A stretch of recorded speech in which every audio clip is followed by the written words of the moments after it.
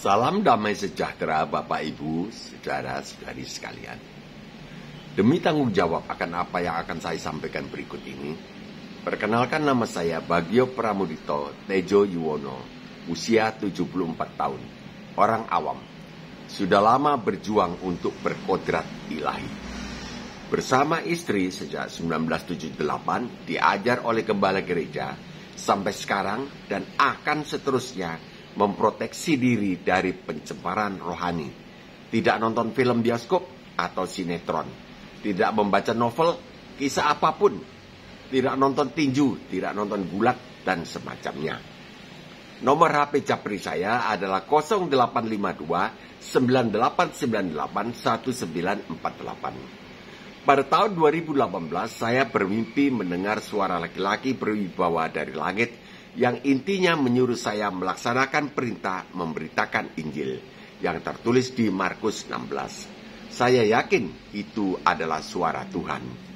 Saya memegang erat prinsip tidak intervensi kepercayaan orang lain. Video ini adalah bentuk kesetiaan saya menjalankan satu talenta yang telah saya terima dari Tuhan. Matius pasal 25 ayat 26. Saya tidak mau digolongkan sebagai hamba yang jahat dan malas. Jika Bapak Ibu saudara-saudari ingin mendapat kiriman topik yang lain dari YouTube, silakan ketuk tombol subscribe, kemudian tanda bel, serta tanda jempol yang ke atas. Jangan jempol yang ke bawah loh. Syukur kepada Allah, inilah unggahan video saya yang ke-49, Kamis 14 Juli 2022, dengan topik Kasihlah Sesamamu Manusia. Sudah 1989 tahun tidak berlaku lagi. Saya ulangi, perintah kasihlah sesamamu manusia sudah 1989 tahun tidak berlaku. Banyak orang Kristen merasa bangga mengadakan acara mengasihi sesama manusia dengan membagi-bagikan natura kepada orang-orang miskin dari agama lain atau etnis lain, seolah-olah telah melakukan perintah Tuhan, yaitu perintah mengasihi sesama manusia. Dan memang saya yakin semua agama memerintahkan demikian, mengasihi sesama manusia. Padahal hukum mengasihi sesama manusia ini sudah 1989 tahun, yaitu 2022 dikurangi 33. 1989 tahun lamanya tidak berlaku lagi. Yaitu sejak Tuhan Yesus menyerahkan nyawa di atas kayu salib tahun 33 Masehi. Pak Bagio ini barangkali kehilangan ingatan ya? Bukan. Saya tidak pikun. Sebentar kita nilai bersama, apakah saya salah atau Anda yang baru terbuka wawasannya. Kita awali pemikiran kita dengan keselamatan yang dianugerahkan oleh Tuhan Yesus dengan cuma-cuma ketika beliau menyerahkan nyawa di atas kayu salib. Setelah itu kita akan beranjak memasuki pengertian bahwa hukum mengasihi sesama manusia sejak saat itu sudah tidak berlaku lagi. Matius 5:17. Tuhan Yesus datang untuk menggenapi hukum Taurat bagi umat manusia dengan jalan menggantikan hukuman yang seharusnya manusia jalani akibat dosa-dosanya. Jadi setelah selamat gratis tadi, Tuhan Yesus melanjutkan di ayat 20. Matius 5:20. Maka aku berkata kepadamu, jika hidup keagamaanmu tidak lebih benar daripada hidup keagamaan ahli-ahli Taurat dan orang-orang Farisi, sesungguhnya kamu tidak akan masuk ke dalam kerajaan sorga. Kata maka berarti apa-apa yang disabdakan beliau berikut ini adalah sebuah kelanjutan daripada keselamatan gratis yang Tuhan Yesus anugerahkan. Maka, setelah selamat, maka kelanjutan. Kata jika berarti ada syarat untuk masuk surga setelah kita selamat.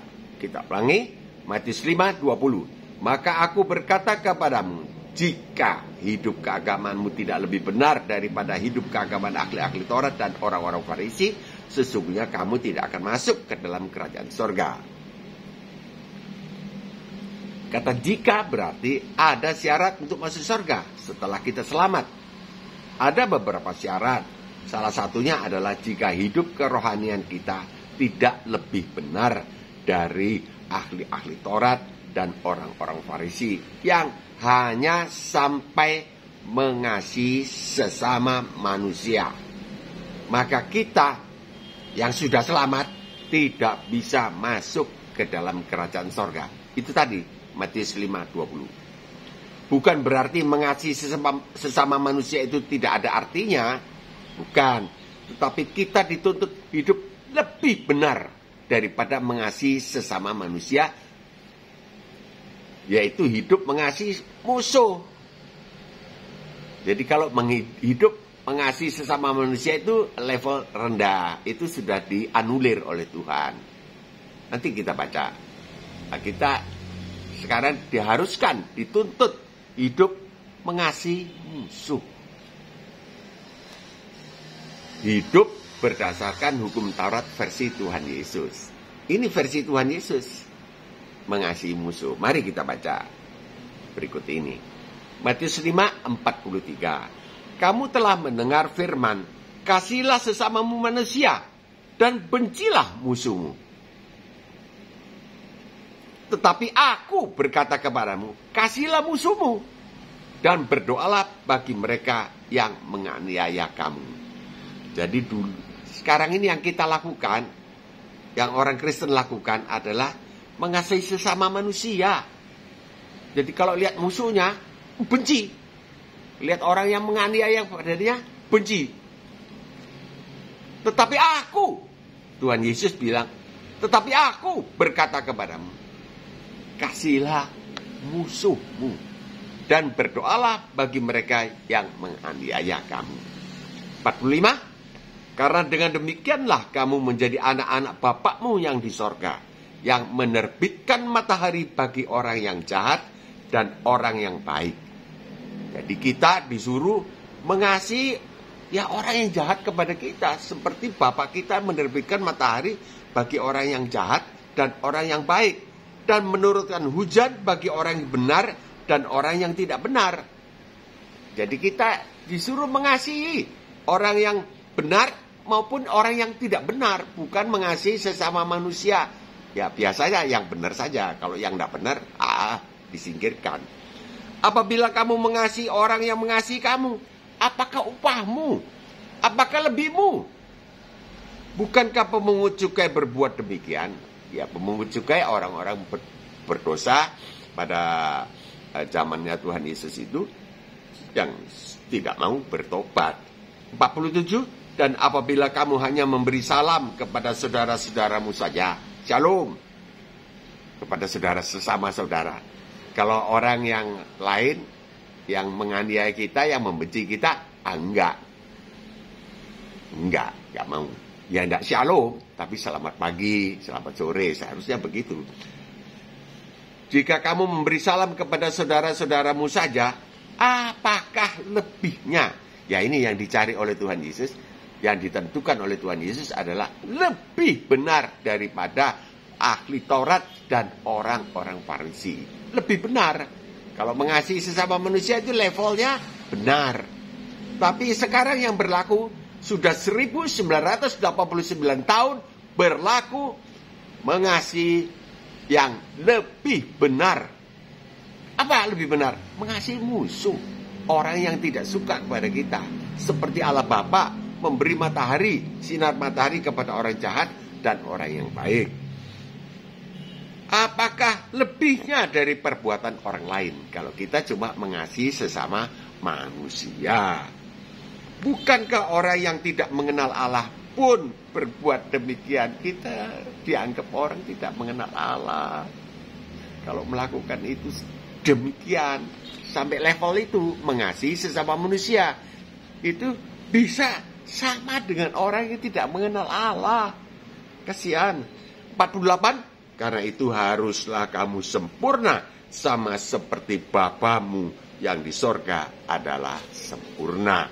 Jadi mengasihi sesama manusia itu tidak salah, tapi kita dituntut, dan yang berlaku sudah hampir 2000 tahun. 2000 tahun kurang 11 tahun, ini 2000 tahun. Yang berlaku, kasihilah musuhmu. Kasih sesama manusia tidak berlaku lagi. Sudah dianulir oleh Tuhan Yesus. Supaya kita meningkat kepada mengasihi musuh. Ya, bukan musuh negara, musuh sesama. Orang yang menganiaya, yang menista agama kita, Yesus, yaitu jin kafir, apa kita mengasihi. Itu yang dituntut, itu yang berlaku. Kalau kita standarnya mengasihi sesama manusia, maka kita tidak bisa masuk ke dalam surga. Kita harus lebih benar daripada mengasihi sesama umat manusia. Kita harus mengasihi musuh. Jadi mengasihi sesama manusia level rendah, itu tidak bisa masuk surga. Harus lebih benar, yaitu mengasihi musuh, mengasihi orang yang menganiaya kita, kita berdoa baginya. Ya, sekian bahasan kita. Tuhan Yesus memberkati.